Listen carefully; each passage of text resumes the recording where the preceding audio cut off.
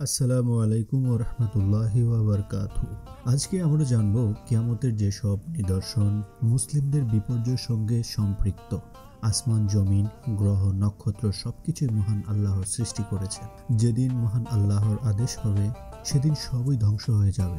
পবিত্র কুরআনে মহান আল্লাহ তাআলা বলেন, তিনি আসমান থেকে জমিন পর্যন্ত সকল কাজ পরিচালনা করেন, তারপর তা একদিন তার কাছেই উঠবে, যেদিনের পরিমাণ হবে তোমাদের গণনায় 1000 বছর। সূরা সাজদা আয়াত 5।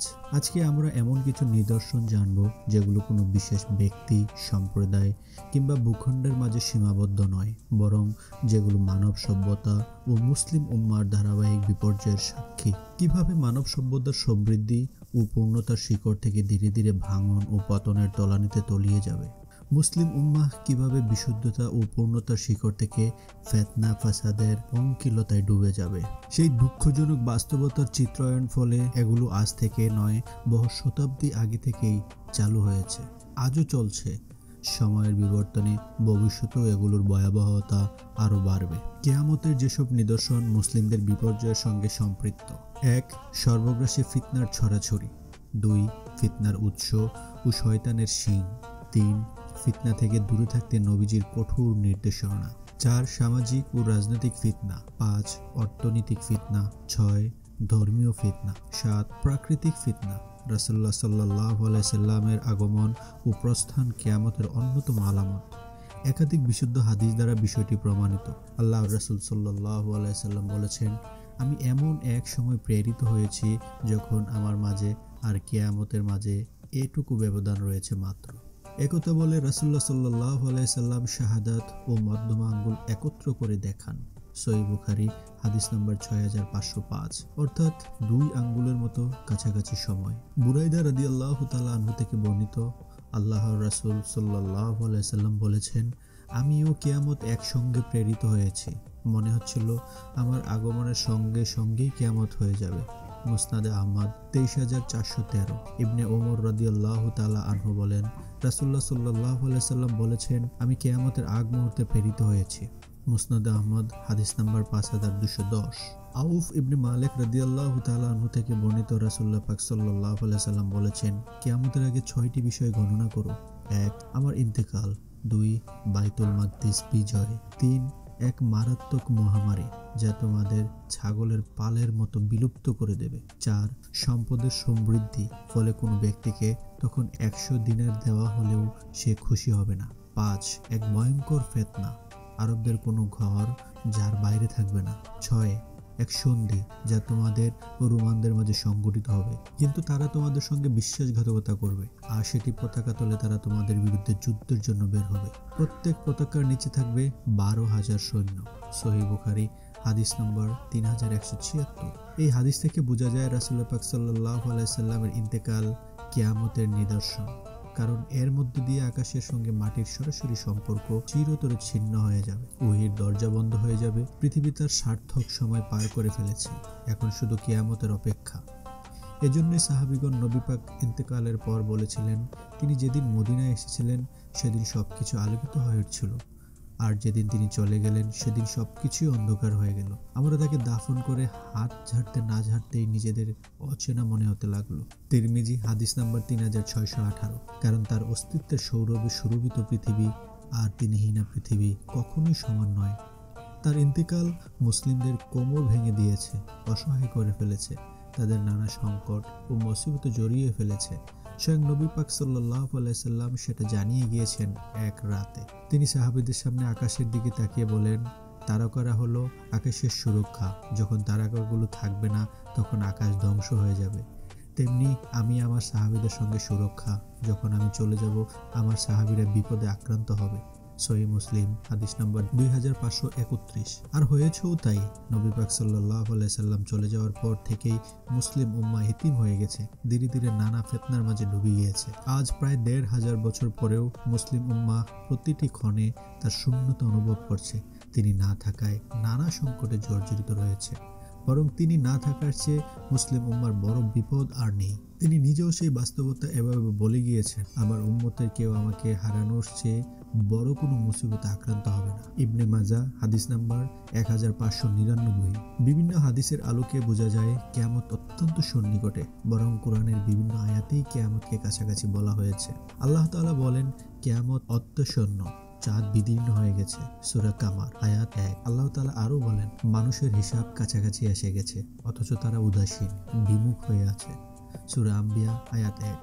প্রশ্ন হতে পারে, আল্লাহর রাসূল সাল্লাল্লাহু আলাইহি সাল্লাম তার আগমন ও কিয়ামতকে হাতের 2 আঙ্গুলের মতো কাছাকাছি বলেছেন, কিন্তু আজ প্রায় 1500 বছর অতিক্রম হয়ে গেছে, অথচ এখনো কিয়ামত এলো না। তাহলে কি তিনি ভুল বলেছেন? কোনো ব্যক্তি এমন সংশয়ে পড়েছেন, অথচ এটা নবীজির বক্তব্য না, বোঝারই ফল। সালাফে সালেহিনের আদর্শের আলোকে কোরআন সুন্নাহ গ্রহণ না করার পরিণতি কয়েকভাবে এটা স্পষ্ট করা যায়। কাছাকাছি বলে 2 আঙ্গুল মিলিত করে দেখানোর উদ্দেশ্য হলো তিনি শেষ নবী এবং তার উম্মতের মাঝেই কিয়ামত সংঘটিত হওয়ার কথা বলা। অর্থাৎ শাহাদাত ও মধ্যমা আঙ্গুলের মাঝে যেমন অন্য কোনো আঙ্গুল নেই, এমনিভাবে তার মাঝেও কিয়ামতের মাঝে আর কোনো নবী আসবে না। অন্য নবীরাও নিশ্চিতভাবে জানতেন তাদের উম্মতের মাঝে কিয়ামত হবে না, কারণ শেষ নবী তখনও আসেননি। বিপরীতে রাসূল পাক সাল্লাল্লাহু আলাইহি সাল্লাম শেষ নবী, তারপরে পৃথিবী কোনো নতুন নবী কিংবা নতুন উম্মত আসবে না। সুতরাং পৃথিবীর সময় যে শেষ হয়ে আসছে, কিয়ামত যে ঘনিয়ে আসছে, সেটা একদম সুস্পষ্ট। আরেকটা হাদিসে এসেছে, রাসূল পাক সাল্লাল্লাহু আলাইহি সাল্লাম বলেন, আমি কিয়ামতের মৃদু মন্দ বায়ু প্রবাহের মাঝে প্রেরিত হয়েছি। আরবিতে নাসাম বলা হয়। বাতাসের প্রথম প্রবাহকে সেই হিসেবে ওই হাদিসের অর্থ হলো বাতাসের প্রবাহের মতো। কিয়ামত প্রকাশের একেবারে শুরুতে আমি প্রেরিত হয়েছি। অন্য কথায় তার আগমন কিয়ামতের নিদর্শন সমূহের সমাপ্তি নয়, বরং সূচনা। ফলে অন্যান্য নিদর্শন প্রকাশ পাওয়ার পরেই কিয়ামত আসবে। তার আগমনের কয়েক বছরের মাঝেই কিয়ামত হয়ে যাবে, বিষয়টি এমন নয়। যদি আক্ষরিক অর্থে গ্রহণ করা হয়, অর্থাৎ নবীজির আগমন ও কিয়ামতকে হাতের 2 আঙ্গুলের মতো কাছাকাছি মনে করা হয়, তবু হাদিসের অর্থ বিশুদ্ধ, কারণ কাছাকাছি বিষয়টা আপেক্ষিক। যেমন ঢাকা থেকে টেকনাফের দূরত্ব অনেক বেশি, অথচ ঢাকা থেকে মক্কা মুকাররমের দূরত্বের তুলনায় টেকনাফ অত্যন্ত কাছাকাছি। একইভাবে নবীজির আগমনের পরে যদিও 1500 বছর অতিক্রান্ত হয়ে গেছে এবং আরও হয়তো শত শত বছর যাবে, কিন্তু তাতে কাছাকাছি হওয়ার বক্তব্য লঙ্ঘিত হবে না, কারণ পৃথিবীর বয়সের তুলনায় কয়েক হাজার বছর কিছুই নয়। এটা নবীজির একাধিক হাদিস দ্বারা প্রমাণিত। আব্দুল্লাহ ইবনে ওমর রাদিয়াল্লাহু তাআলা আনহু থেকে বর্ণিত, তিনি বলেন, আমরা একদিন আসরের নামাজের পরে নবী পাক সাল্লাল্লাহু আলাইহি সাল্লামের সঙ্গে বসা ছিলাম। সূর্য তখন রক্তিম লাল ছিল, পাহাড়ের উপরে ছিল। তিনি বললেন, অন্যান্য উম্মতের তুলনায় তোমাদের জীবনকাল হলো পুরো দিনের তুলনায় অবশিষ্ট সময়ের মতো। মুসনাদে আহমদ হাদিস নাম্বার 6074। অন্যান্য একাধিক বর্ণনায় এসেছে, আল্লাহ রাসূল সাল্লাল্লাহু আলাইহি সাল্লাম বলেছেন, পূর্ববর্তী উম্মতগুলোর তুলনায় এই উম্মতের সময় হচ্ছে আসর ও মাগরিবের মাঝামাঝি সময়ের মতো। নবীজির এই বক্তব্য ইতিহাস ও বিজ্ঞান সবকিছুর আলোকে উত্তীর্ণ। মানব সভ্যতার ইতিহাস পর্যালোচনা করলে, পৃথিবীতে মানুষের ইতিহাসের প্রাচীনতম বিবেচনায় নেওয়া হলে সেটা দেখা যাবে হাজার হাজার কিংবা লক্ষ লক্ষ বছরের সুদীর্ঘ ইতিহাস। কত প্রাচীন ও পুরনো যুগ কেটে গেছে, কত শত শত জাতি এখানে এসেছে ও বিলুপ্ত হয়েছে, কত সভ্যতার উত্থান ও পতন ঘটেছে। এই পুরোটা সময়, আসর থেকে সূর্যাস্ত পর্যন্ত সময়টা শুধু 1500 বছরের কিছুই নয়। কিয়ামতের নিদর্শনগুলো ইলমুল গায়েব তথা গায়েবের গানের অন্তর্ভুক্ত। এটা সাধারণ গায়েবের গান নয়, বরং চূড়ান্ত গায়েবের গানের অন্তর্ভুক্ত। গায়েবের গান তথাপি সেগুলো আপেক্ষিক, বিভিন্ন উপায় উপকরণের মাধ্যমে সেগুলো জানা যায়। বিজ্ঞানের উৎকর্ষের ফলে অতীতের মানুষ গর্ভের সন্তান কিংবা আগামীকালের আবহাওয়া সম্পর্কে না জানলেও আজকের মানুষ সেগুলো সহজেই জানতে পারছে। জন্মের বহু আগে সন্তান কেমন আছে, ছেলে হবে নাকি মেয়ে হবে, সবকিছু বলে দিতে পারছে। কিয়ামতের নিদর্শনগুলো হলো চূড়ান্ত অদৃশ্য গান। ফলে কোনো উপায়, উপকরণ, যন্ত্র কিংবা মেশিনের মাধ্যমে কিয়ামতের সময়সীমা নির্ধারণ করা সম্ভব নয়। কিয়ামত কখন ও কিভাবে হবে তা কিছুতেই বলা সম্ভব নয়। পৃথিবীর শেষ পরিণতি কি হবে, কোনো কিছুর ব্যাপারে অনুমান করা সম্ভব নয়।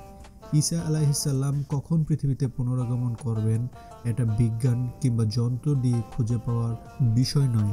দাজ্জাল কি, সেটা সায়েন্সের বিষয় নয়। ইয়াজুজ মাজুজ কিংবা দাব্বাতুল আরদ অনুবীক্ষণ কিংবা দূরবীক্ষণ যন্ত্র দিয়ে খুঁজে ফেরার বিষয় নয়, কারণ এগুলো এমনই গায়েবের গান যার একমাত্র উৎস ওহী। মোট কথা, কিয়ামত সম্পর্কিত গান চূড়ান্ত ও নিগুড় গায়েবের গান। আল্লাহ তাআলা ছাড়া অন্য কেউ এই গানের অধিকারী নয়। আল্লাহ তাআলা ইরশাদ করেন, গায়েবের চাবিকাঠি তারই কাছে, তিনি ছাড়া অন্য কেউ তা জানেন না। জল ও স্থলের সবকিছু সম্পর্কে তিনি অবগত। আল্লাহর অনুমতি ছাড়া একটা পাতাও পড়ে না, মৃত্তিকার অন্ধকারও এমন কোনো শস্যকণা অঙ্কুরিত হয় না যা সুস্পষ্ট কিতাবে নেই। সূরা আনাম আয়াত 59। তথাপি আল্লাহ তাআলা মানুষের প্রতি অনুগ্রহপূর্বক নবী রাসূলগণকে কিয়ামত সম্পর্কে অনেক কিছু জানিয়েছেন। ফলে পৃথিবীর সকল নবী রাসূল হাজার হাজার বছর আগে পৃথিবীর শেষ দিনগুলো সম্পর্কে এমন অনেক তথ্য দিয়েছেন যা আজও মানুষকে বিস্ময় বিমূঢ় করে। রাসূল পাক সাল্লাল্লাহু আলাইহি সাল্লাম কিয়ামতের আলামতগুলো নিয়ে এতই বিস্তর আলোচনা করেছেন, এতই কথা বলেছেন যে সে সম্পর্কে আজ আমরা অনেক কিছু জানতে পারছি। সকাল থেকে সন্ধ্যা পর্যন্ত পুরো একটি দিন তিনি এগুলো নিয়ে কথা বলছেন। ওমর রাদিয়াল্লাহু তাআলা আনহু থেকে বর্ণিত, রাসূলুল্লাহ পাক সাল্লাল্লাহু আলাইহি সাল্লাম আমাদের মাঝে সৃষ্টির সূচনা থেকে শুরু করে জান্নাতবাসীর জান্নাতে ও জাহান্নামবাসীর জাহান্নামে প্রবেশ পর্যন্ত কি হয়েছে এবং কি হবে সবকিছু আলোচনা করেছেন। অনেকে মনে রেখেছে, অনেকে ভুলে গেছে। সহিহ বুখারী আমর ইবনে আখতাব রাদিয়াল্লাহু তাআলা আনহু বলেন, আল্লাহর রাসূল সাল্লাল্লাহু আলাইহি সাল্লাম একদিন ফজরের নামাজ আদায় করে মিম্বরে আরোহণ করলেন। জুহুর পর্যন্ত তিনি আলোচনা করলেন। জুহুর ওয়াক্ত হয়ে গেলে তিনি মিম্বর থেকে নেমে নামাজ আদায় করলেন। নামাজের পর আবার মিম্বরে উঠলেন। আসর পর্যন্ত কথা বললেন। আসরের সময় হলে মিম্বর থেকে নেমে নামাজ আদায় করলেন, অথবা পর আবার মিম্বরে আরোহণ করলেন। সূর্যাস্ত পর্যন্ত আলোচনা করলেন। সেদিন তিনি আমাদের অতীতের সংঘটিত ও ভবিষ্যতে ঘটিতব্য সব কিছু জানিয়েছেন। যে সবচেয়ে বেশি মুখস্থ রাখতে পেরেছে সে সবচেয়ে বেশি জ্ঞানী হয়ে গেছে। সহিহ মুসলিম হাদিস নাম্বার 2892। যদি ভিডিওটি ভালো লাগে তাহলে অবশ্যই শেয়ার করে দিবেন ইসলাম প্রচারের স্বার্থে। যদি চ্যানেলটি সাবস্ক্রাইব করে না থাকেন অবশ্যই চ্যানেলটি সাবস্ক্রাইব করে রাখবেন পরবর্তী ভিডিও আপডেটের জন্য। আসসালামু আলাইকুম ওয়া রাহমাতুল্লাহি ওয়া বারাকাতুহু।